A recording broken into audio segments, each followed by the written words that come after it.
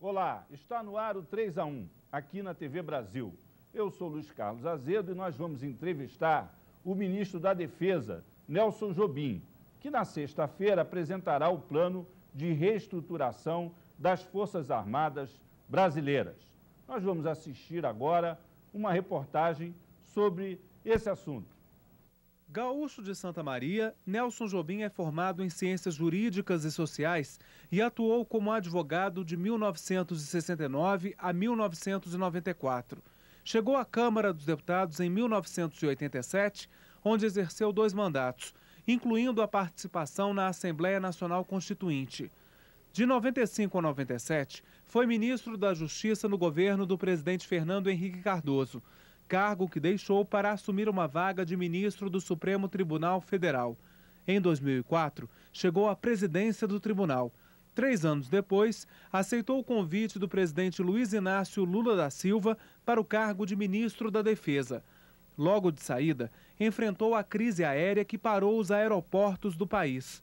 O ministro defende o reaparelhamento das Forças Armadas, que negociam a compra de novos aviões caça e submarinos mais modernos, inclusive com tecnologia nuclear.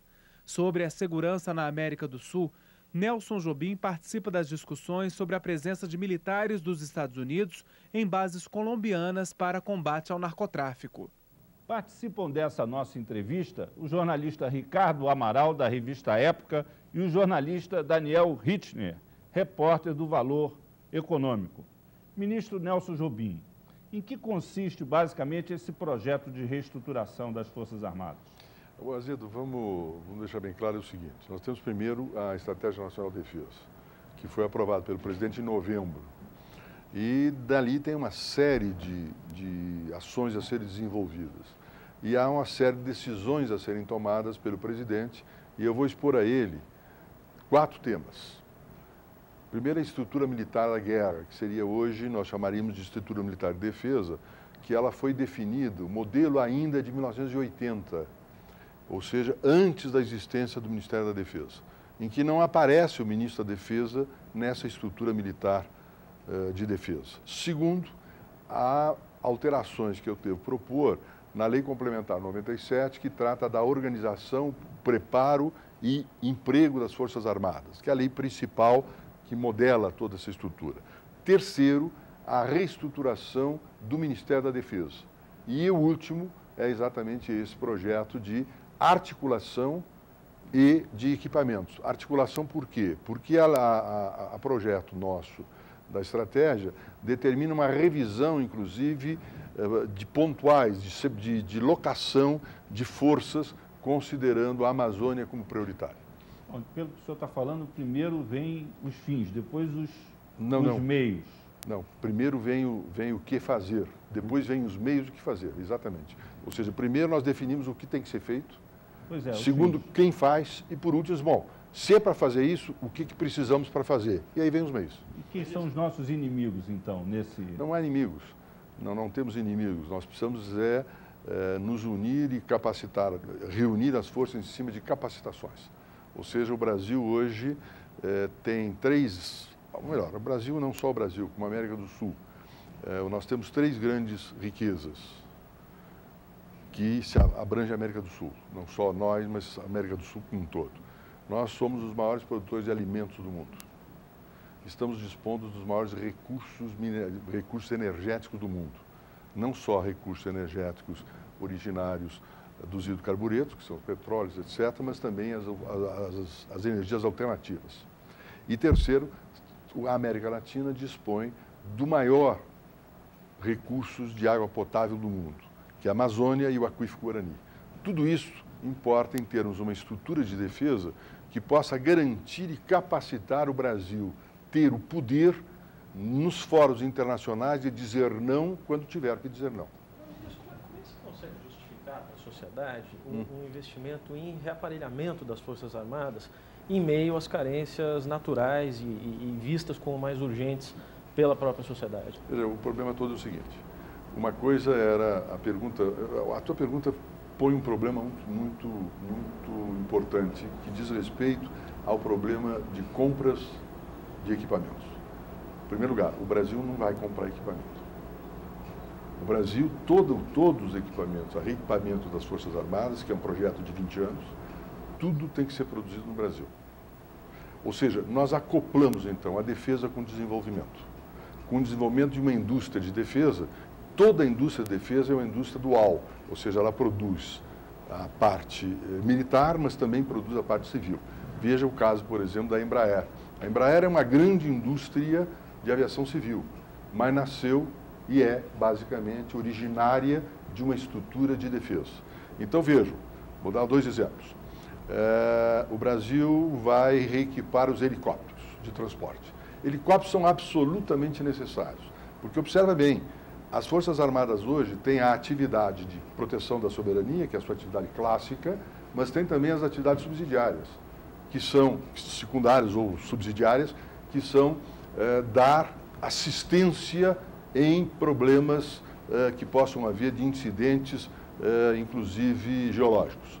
Nós tivemos problemas atmosféricos com Santa Catarina, onde se mostrou a necessidade absoluta dos helicópteros. Nós mandamos helicópteros para a Bolívia, para ajudar a Bolívia naqueles grandes enchentes que houve na Bolívia.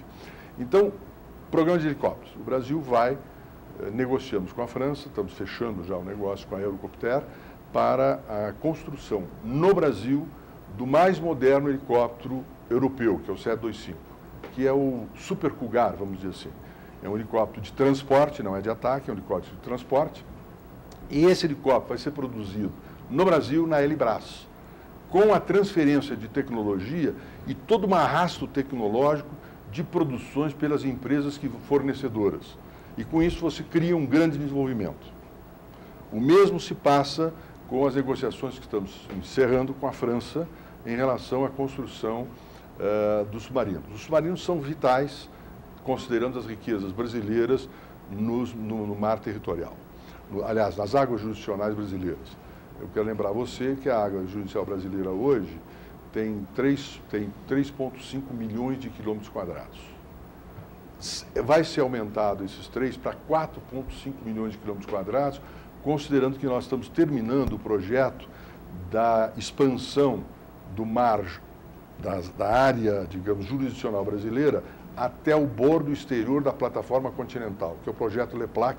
A ONU já aprovou, tem alguns detalhes ainda que precisamos resolver, mas isso leva a 4 milhões. Nós vamos precisar dos submarinos. O que nós fizemos? Negociamos com a França. A França tem tecnologia de submarino nuclear e nós vamos construir o submarino nuclear.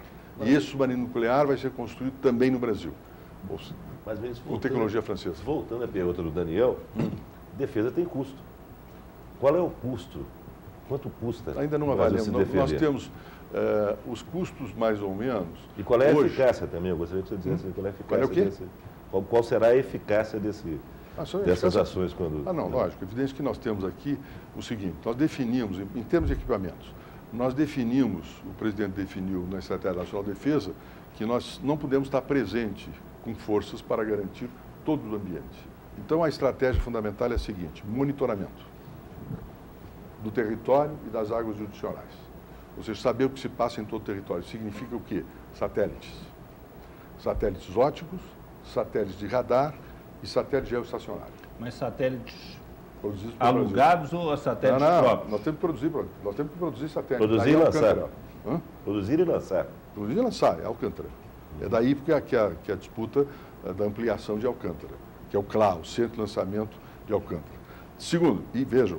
Por que disputa? Por que disputa? Qual é o... Há um texto, há uma disputa com umas comunidades locais que pretendem ficar com toda aquela área. Que são os quilombolas? Exatamente. E nós estamos lá com uma discussão em relação a qual a parte correspondente aos quilombolas e qual a parte correspondente ao Centro de Lançamento o CLA, o Centro de Lançamento da Aeronáutica. Bem, agora vejam bem, monitoramento. Depois, mobilidade. Mobilidade significa o seguinte: logística. E essa mobilidade no Brasil depende do quê? Da construção de termos helicópteros de transporte